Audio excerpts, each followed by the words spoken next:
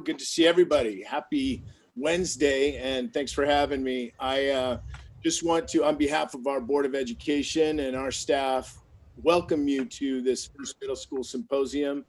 We're really excited to have you here. I know there's going to be a lot of great information, and just so everyone is aware, how we advocate for and define CTE, I think is really important. That we want to make sure that every single one of our kids has options when they leave our stage in the 12th grade, that they're prepared for anything that they want to do, and they have multiple options. Career Tech Ed is not something that's aside, that's separate, that we say, hey, we're going to put kids on a college bound track over here and kids in CTE over here. That's not the way we look at this. Career Tech Ed makes school relevant, makes it fun, brings real world application into the classroom and schools. And the level of engagement, for those of you who have those programs, know exactly what I'm talking about. It's that connection our kids have with the school, but more importantly, the relevancy these type of programs bring. We know where the demand for skilled labor is now in the next 10 years. And Career Tech Ed is not designed to just make sure we create a bunch of worker bees to fill those positions, but to make sure that they have opportunities and exposure to those particular career fields, because the stark reality and truth is, even if they decide to do something else, you will have equipped them with a series of soft skills that our businesses continue to say our kids lack every single year. So one of the things that we want to make sure that we do, Career Tech Ed does not just happen in high school. It begins at the elementary level. And for us, we want to make sure that we are an organization that is supportive of everything that you do around this arena. We have a robust Career Tech Ed staff that's here to support you, that's here to help you design these programs, secure funding. And my experience is that the sooner our kids are engaged in this type of learning opportunities, they do better academically. It's just like the arts. It's just like some of these other programs that we have, unfortunately, that are in isolation, that really should be part of what we do on a day-to-day basis to give our kids what they need and deserve. So with that, I am thrilled that we have a large audience today to take a look at what could be in the middle school and elementary school. And as folks log on, I don't know who's monitoring the background, but my goodness, if we could have some protocols in place and go on mute before, it will probably make for a seamless day. With that, I just want to thank our Career Tech Ed staff for everything that they do. Career Tech Ed starts in elementary. It doesn't start in high school. And there are so many opportunities to explore, connect with business, in not just in our community and county, but throughout the state and the country as well. So with that, have a great day. Again, on behalf of our Board of Education, welcome. And we're thrilled you're here. Thank you so much, Mr. Love. Thank you, Dr. Gothold. We really appreciate you taking time out of your day to speak with our heroes that are working endlessly. And I'm sure you're having many long days as school reopening continues to ramp up. Okay, well, let's discuss why we're here today. The state is investing resources and supports to expand CTE and career exploration opportunities in the middle schools. And this trend is likely to continue with the recent passage of the Strengthening Career Technical Education for the 21st Century Act, which, as Dr. Gothold mentioned, now allows us to use Perkins funding down to the 5th grade. And we'll continue to work on giving you more details on how that looks. As districts, you have to grapple with this. You have to grapple with the purpose and the goals of your middle school CTE programs. And that responsibility includes ensuring that you deliver high quality CTE programs in an equitable way. Equity is the kind of the driving force in the delivery of instruction at all levels. And so, as we know, we have about 160 or so participants in this meeting today. And so we're going to be kind of hearing dings all day long because we want to honor the timeline that you've asked us to adhere to, in respecting the fact that many of you have already been teaching students all day. So our goal today is to allow you to hear from high quality CTE middle school programs, presenters, and to be able to ask them questions about how they built the program that they're sharing with us today. And you're going to hear that from the school site level, not from the county office level. You're going to hear that from folks that are boots on the ground. And I think that model is the most valuable to you. And with that, you will also be able to ask questions and be able to reach out to form longstanding relationships with these presenters, and they will be kind of resources for you in the future. As the county office director for college and career readiness, I visited, there's 42 districts in our county. And so we, in my office, Margie, Jennifer Prado, Jewel Clark, Sonia Lira, the list goes along. We are always out visiting districts. And what we noticed was a need to really support middle school CTE. What we also saw in the last SWP, the Strong Workforce Program grant, the Strong Workforce Program grant is divvied up into bands. And when we looked at the middle school band, the money that was set aside for middle school programs, a large portion of that funding was not claimed.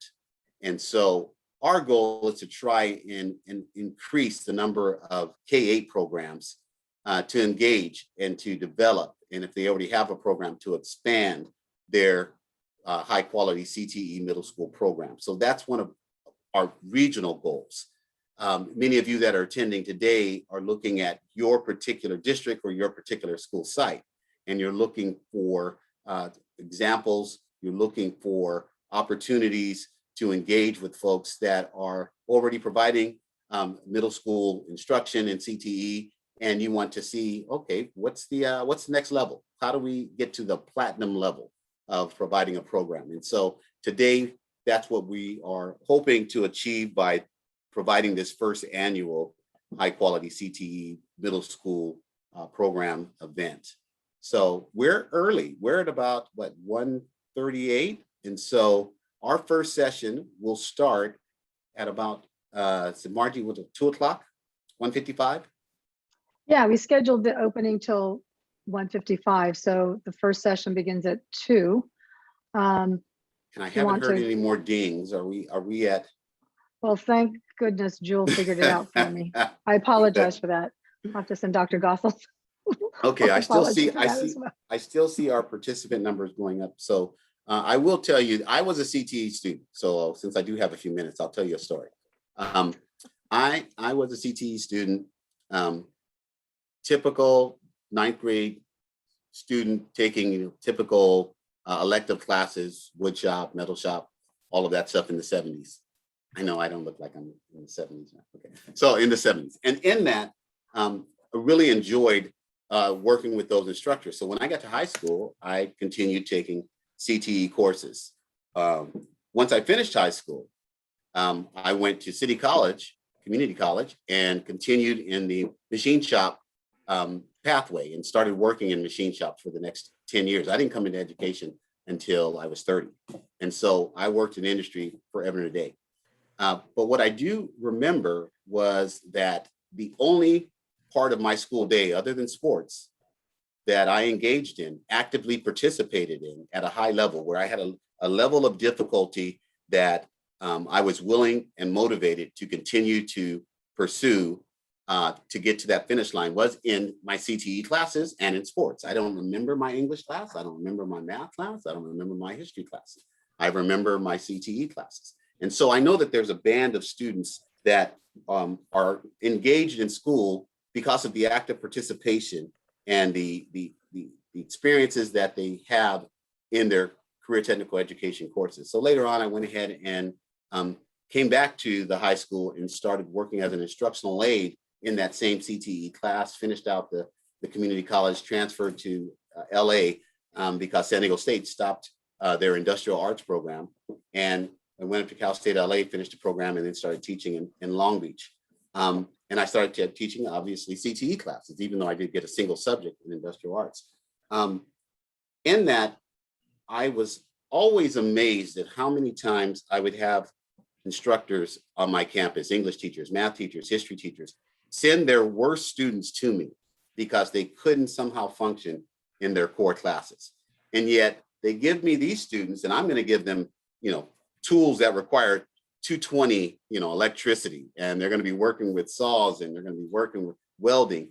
And I was always amazed at how engaged and how productive students were when they had a very clear lesson plan, when they had an opportunity to engage at a high level, when the level of difficulty was appropriate, and the challenge where they could actually experience motivation through success. And that drove me to continue my work in this area. And so, snap of a finger, here I am at the County Office of Ed, and I'm still looking at that middle school experience as being the real pivot point for me. And so as I journey through all of our school districts and I visit many of the middle school sites, I saw an absence of career technical education. And so our goal today is to increase our career technical education in the region, to be able to, from the county office perspective, to support that, to engage with those of you that are presenters today, to present how you did it, and to be able to move the needle in this region, because it does two things. It obviously helps kids, and it's a way to bring equity into the school system and onto the school site. And secondly, it's a way for our region to be able to get more grant money. When we go up to the state and we start lobbying for Perkins dollars, or we start lobbying for an increase in CTEG, or we start lobbying for SWP, when we look at the data, we want it to reflect a high level of engagement at not only the high school 9-12 sites, but also our K-8s. And so our goal today in this first annual is to start to move that needle with your help.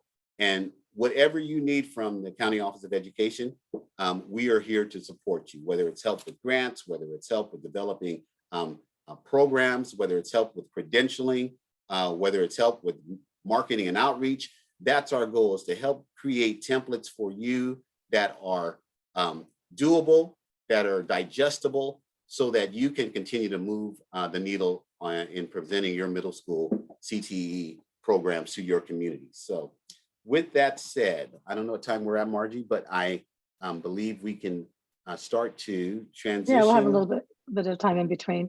Okay.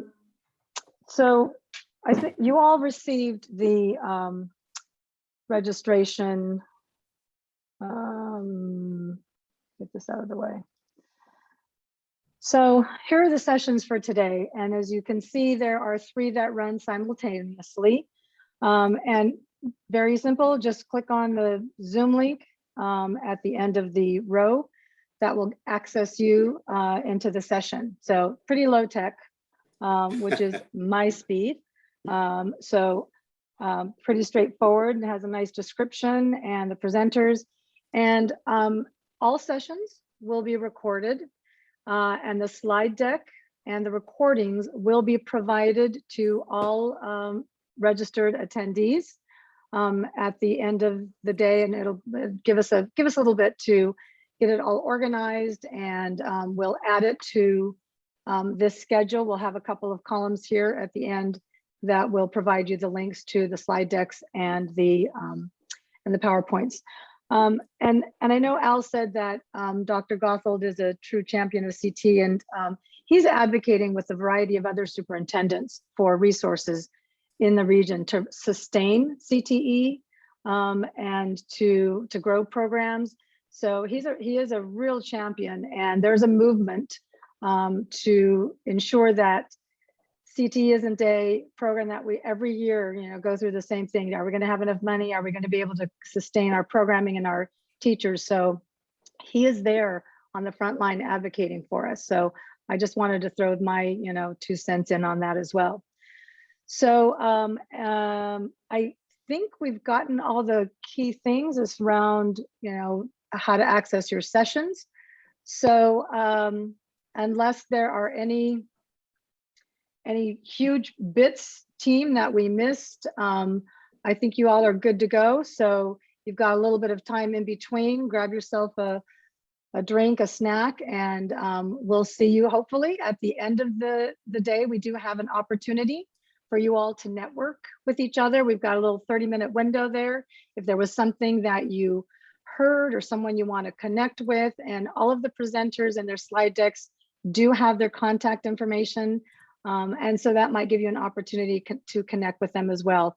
And we'll make sure if they're not there that we at the post-symposium networking session, we'll get that information to them. So I think that's pretty much it for us. And Al, anything else? Well, again, I think our goal today, I stated previously, is to try and move the needle, and definitely in our region. There's a lot of districts that I would like to see, and I'm continuing to go out and really recruit. I feel like I'm a college football coach going to try and interview, first round picks for next year's season. And so there's a number of districts that have middle schools, and today is a targeted middle school effort, that have middle schools and their CTE, really the opportunity to develop a program would be by attending a meeting like this, being able to hear from Sarah Belma, being able to hear from Joe Austin, to be able to hear from Jennifer Prado, to be able to hear from folks that are connected with high quality middle schools that are doing dynamic CTE. And so as you think about your colleagues, that especially I've talked to a number of principals at middle schools that are very much so interested. They need to have that first question answered about credentialing. We have a credentialing session. And then I hear from counselors that are trying to explain, what 21st century CTE looks like. And so we have a marketing and outreach session. So today is about that. We're going to do this every year. We're going to probably move it back into February next year, but we're going to try and increase our presence in the region for the two reasons I mentioned earlier. And so with that said, I hope that you find the day valuable, that you enjoy the day, and that you choose to interact with your presenters. And from there, make sure that you respond to any surveys that we send out so that we continue to provide what the region needs. So with that said, I think we are able to go ahead and take a break, and then in a couple of minutes, show up in your breakout session. Does that sound right, Margie? That sounds right. Okay. You have my contact info, email, text me, email. Perfect. Chat. See you all great. shortly.